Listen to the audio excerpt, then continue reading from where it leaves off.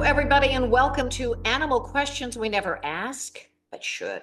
I'm Marcy Elliott, along with Dr. Jane Leon, veterinarian Dr. Jane Leon. And Dr. Jane, in our last segment, I had a viewer contact me, and they were a little confused.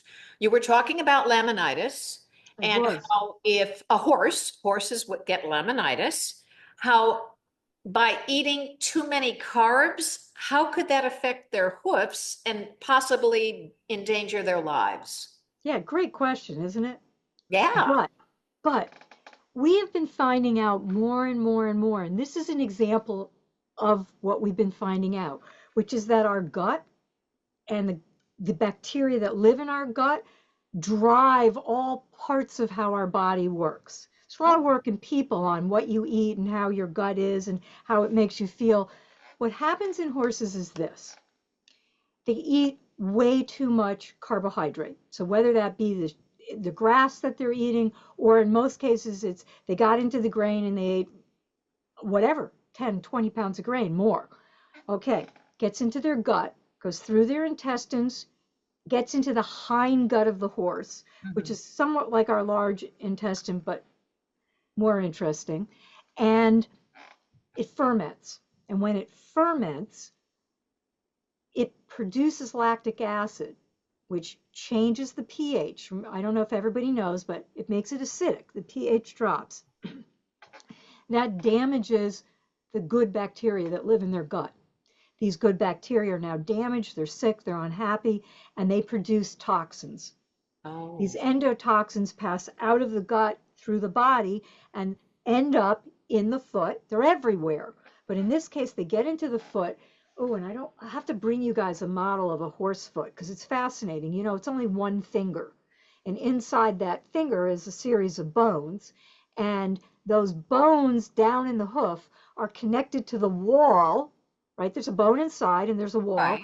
And the lamina are these almost like leafy, like the pages of a book, structures that connect this bone to the wall. These endotoxins cause inflammation in these lamina. It's called laminitis. They're now inflamed, and when that happens, the bone separates from the wall and it collapses. Oh, And the horse can't walk anymore. And there's been, over the years, hundreds of thousands of dollars people have spent trying to treat laminitis in their horses. And it was funny, I came across a book last night when I was cleaning up that was pictures of people and their animals. And it was written in the 90s, and there was a picture of a man with his horse who had suffered from laminitis, and the veterinary surgeons had put a plate up under that bone to push it up. And the horse, while all this was going on, would one allow them to do anything because he knew he was being helped. He knew exactly who was helping him. And two, he would lay down on in a stall that they had bedded feet deep, several feet deep in wood chips to give him support and make him comfortable. And he would lie down and his owner would lie down with him and they would sleep in the stall together. oh, that's beautiful. Yeah, Did the the horse horses, recover? Did that horse recover? well, they're both past now, but But did he he recover from that lived with bout? it and he stayed with it. And the owner said as long as the majority of his life was good, they would continue to do it. And they did. Oh, So that's um, wonderful. horses are great beings. But that's the point. The point is back to where we were. There's lots of things that can cause laminitis, and there's certain horses that are more prone to get it. Have you ever heard of, I think they call it metabolic syndrome in people, where you get a belly, you eat a lot of sugar, you're more likely to get diabetes and liver disease. Horses do something similar to that. So you get these little ponies that are really easy keepers and they're fat as can be, and they love, and they get insulin resistance and they get heavier, and they're the horses that often founder. So there are certain metabolic and endocrine diseases that lead horses to do that. And I probably should mention founder and laminitis are the same thing. And you know what occurred to me as you're talking about laminitis? When a Yeah. horse is lame. Thus, right? I I don't thought, know. We'd boy, have to look up the Greek. I don't know the Greek, and we'll look that up. okay, Lamina are connective tissue. I They have the same root. We should look it up. right. We'll come That back just and sort of, talk about it. I thought maybe that's something, there might be a, It's fat. Horse legs are fascinating. I mean, Yes. absolutely fascinating. A feat of wonder. Oh, that was no pun intended. That they are walking on one toe on their foot, and that's everything else is gone. I mean, and I always, when you see a horse getting the shoes, you know how they, Yeah, and I just have never understood a horse's hoof, but you're telling me it's like one finger, it which, is one finger. So the last three bones are your middle finger, and all of that tissue that they're cutting off down to the soft tissue in the middle called the frog, and they're cleaning all that up, is very akin to trimming your fingernails. It's not sensitive tissue, not because when you that see tissue. them doing that, and I always Yeah, think it hurts, but it's doesn't hurt. not hurting them. Does not hurt. It's fascinating. Wow. And a horse, flat foot shoes, all the things they do to horses' feet are very interesting. Yeah. Another topic. But that's how laminitis happens. They get inflammation in their body. Gotcha. Inflammation settles basically down into the feet because no foot, no horse, as they say. Right. Therein lies the trouble. Okay. Thank you for Okay. clearing that up. And Okay. anybody can write in if you have any, if you need clarification on anything that we're talking about, by all means, And if we email don't me at know, Marcy at we'll find out. advocatingforanimals.com and we'll touch on it. And, Okay? and again, if we don't know the answer, we'll find out the answer because Absolutely. that's what we do. Yes. We Now, learn by asking questions. Dr. Jane, we did talk about wildlife last segment also. Yeah, Do we have a question? we do. Hey, Marcy, Hey, Dr. Jane. what do you do when you find a turtle in the middle of the road? Well, what Marcy did when she found a turtle in the middle of the road. Now, I'm in Florida. Never found a turtle in the middle of the road when I was in New York or Ohio, but you do find a lot of turtles in the road in this part of the country.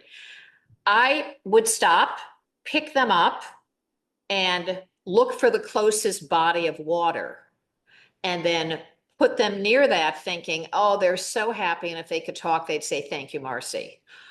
I have a feeling you're going to tell me they're not thinking, thank you very much, Marcy, for that ride. The turtle went, what the heck happened and why am I here? And it's And I not don't where I'm swim. going. I don't swim. And I don't swim. So there's several caveats to what you did, but thank you for taking the turtle off the road. That's Hey, number one. If you don't know if it's a water turtle, putting him in water is not necessarily the oh, best thing to do. he looked happy. He was swimming off, but maybe Okay, he was maybe not he swimming. was, maybe he was a terrapin. I Yeah. mean, we have here in Florida, we have all different kinds of turtles.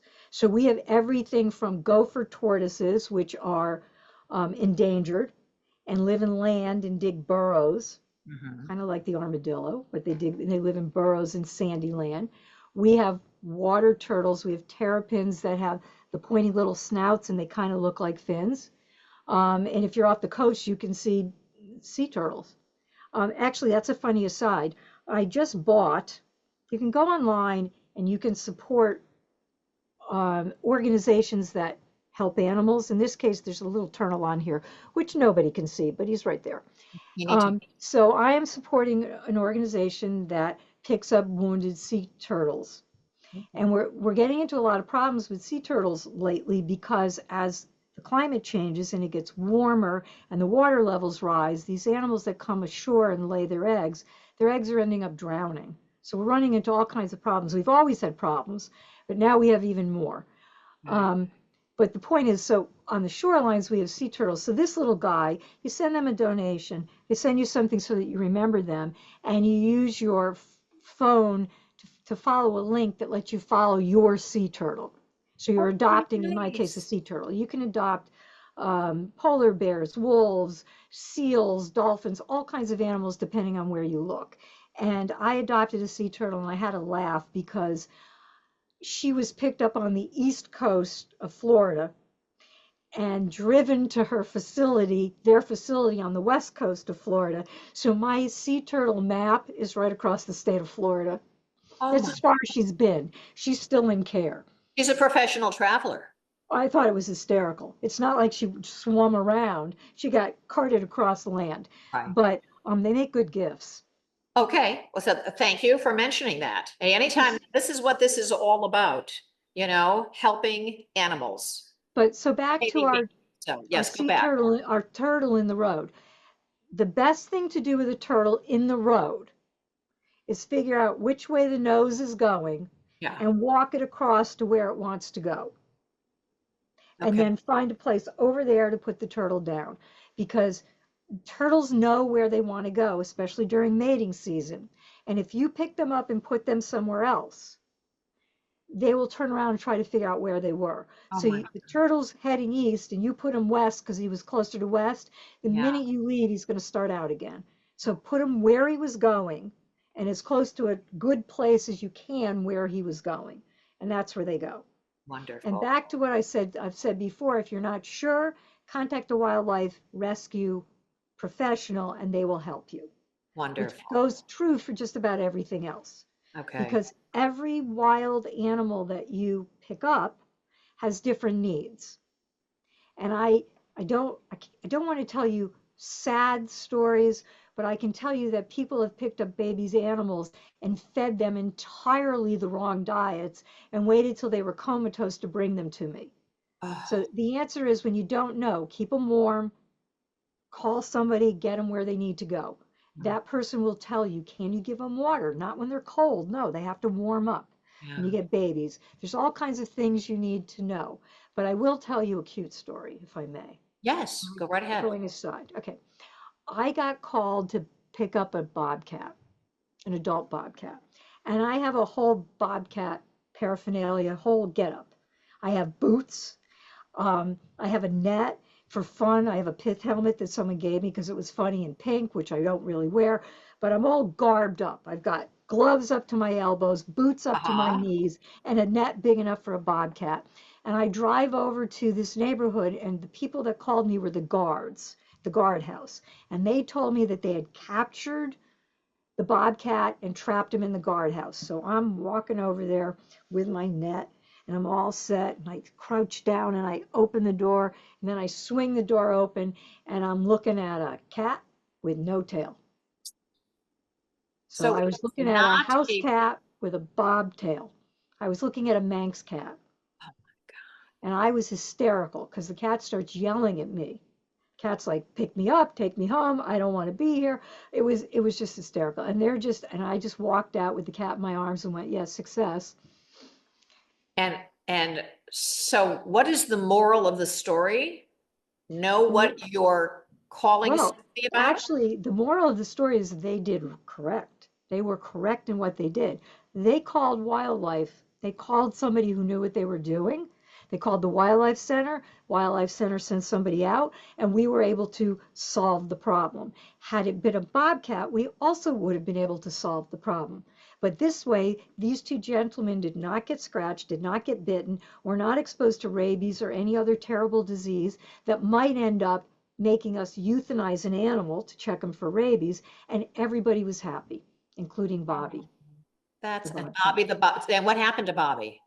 Well, Bobby ended up getting a home because Bobby had no microchip and was not staying there. He did not, it was clear he didn't belong there. No, we put up posters, we put out signs, we looked for his home, nothing. And eventually, after several weeks of looking, Bobby got placed, That's and wonderful. he's quite happy in his home. Fantastic. Well, That's you don't great. want to pick up a cat that belongs to somebody, but this cat was adamant that he ended up in the trunk of my car when I was putting my stuff in the car. He was not staying there and he Yes. wasn't going home. Was not my first choice, but I didn't know what was going to happen to him. Has that the time, is that the first time you've donned that Bobcat wear? I'm just out of curiosity. Had you ever gotten What? all prettied up to go out and catch a bobcat before with your, Well, I wear so I've worn high boots and long yeah. gloves before, yes. I've never actually worn the pith helmet in public. It was a joke, but I do have that. And I have a picture of me, which is even more embarrassing, Yeah. with we have a rifle that can be used to sedate deer. You know, you Yeah. shoot blow darts. Right. So someone took a picture of me in the garb with a rifle. It's Very, ridiculous. you have to show me some. Not open for public consumption, Okay. that picture. I'm going to Nope. just vicariously through the Yeah. visual, Can you visual imagine just conjured me? up. Yeah, it's pretty funny. Okay. Hey, listen, that brings to mind a question that I have for you.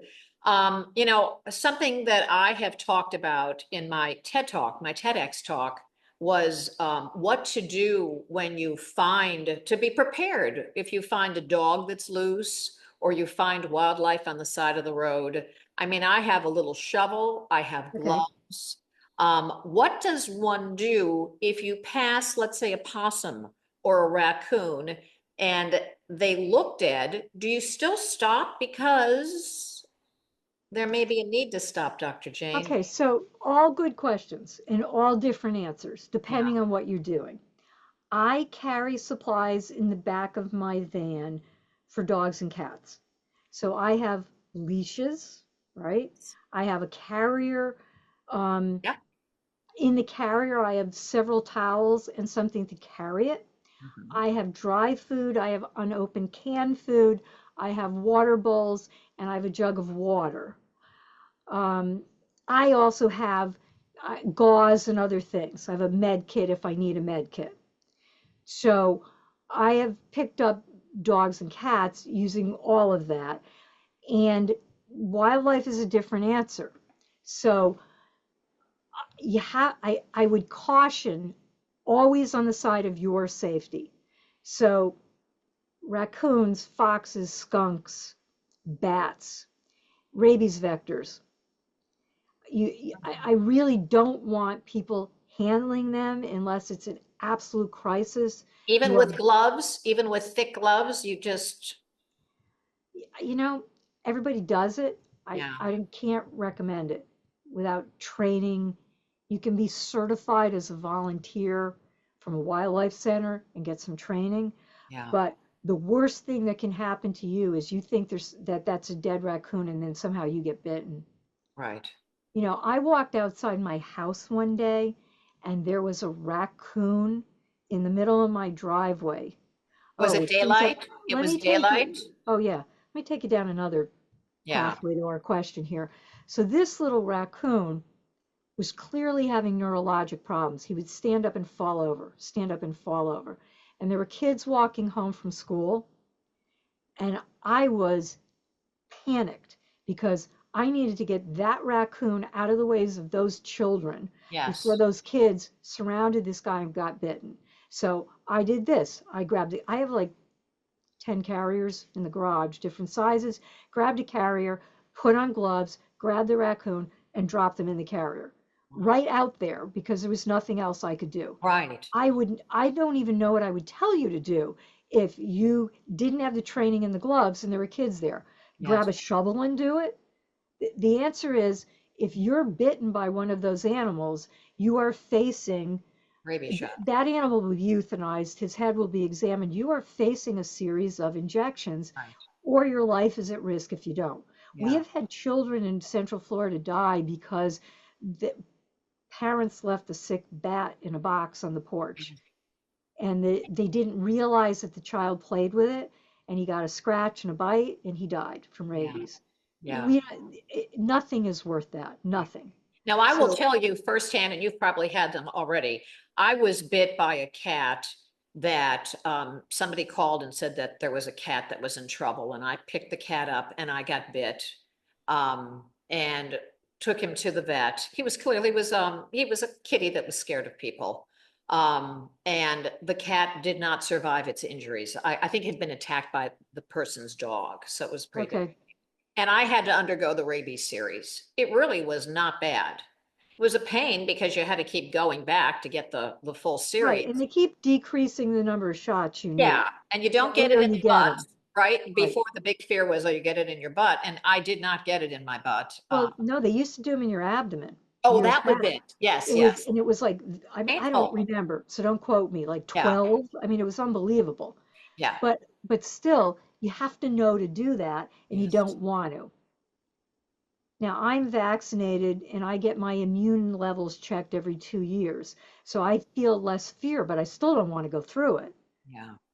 So you just, And I didn't want them I just didn't want them to cut the head of the cat off. So I just said, nope, just give me the shots. I don't care if it's oh, I I was just, going to ask you why they didn't check it for yeah, rabies. I Why didn't they asked do them it? not to cut the Okay, head off. I just said, okay. give me the Yeah, shots. I just don't want that done to the cat. I So, think I always have to say, if you don't have training, you have training. If you're not rabies vaccinated, call somebody who is.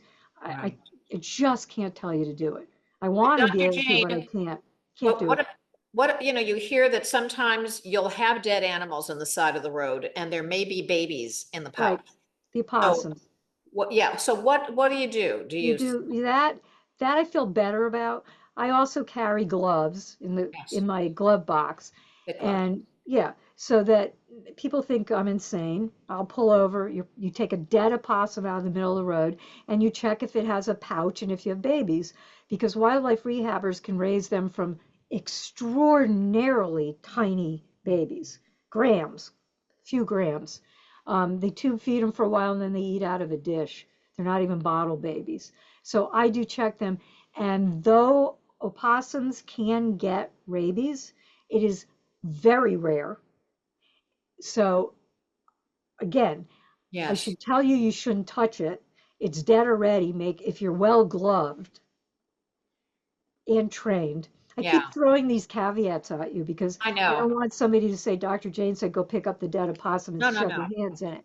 I don't want anybody touching anything they shouldn't touch. Yeah. Call a wildlife rehabber. Just call a wildlife person. And Right. you And don't they'll come have to out. stand there. Something else Right. I've suggested is having a list of contact numbers. Correct. Good And I idea. keep those in my glove compartment. You can put it on your phone. So in a panic or in a situation that you did not expect to find an animal on the side of the road, you've got all of your contact numbers. Okay. You've Correct. got Correct. everything there. If you feel that you don't want to take a chance and get, And just call there your are wildlife always rehab. volunteers everywhere. If you can reach the Wildlife Center, they've got people all over. Like here in Central Florida, there are volunteers everywhere who come out and Yeah. do that. Like I'm one of those. Hmm. So people in this area, there's about 3 of us in this area. Okay. You just don't want to put yourself or your kids at Absolutely. risk. And I think we should throw that out there. Your kids don't belong anywhere near it. Yes. And And please don't tell me especially if you you see a raccoon during the daytime, correct. that is not a good sign. Okay, so let me throw a little damper on that one. Okay. You will see raccoons, you will see nursing females during the day because they're hungry. Oh, And you will see them sometimes in the same place every day. You might even see them in a dumpster. So every raccoon you see during the day is not necessarily rabid. wonderful to So it know. doesn't mean you should shoot every raccoon you see during the day, but you will see hungry females out doing it.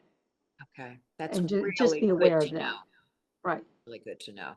Okay. So, again, when in doubt, call, someone will tell you what to do. Wonderful. So Jane, Okay. what do you think our takeaway from today might be? Okay. Our takeaway from today is one, horses are unusual animals. They really are. So overfeeding a horse or a horse that overeats can suffer severe and permanent leg injury. Hmm. And two, we love them.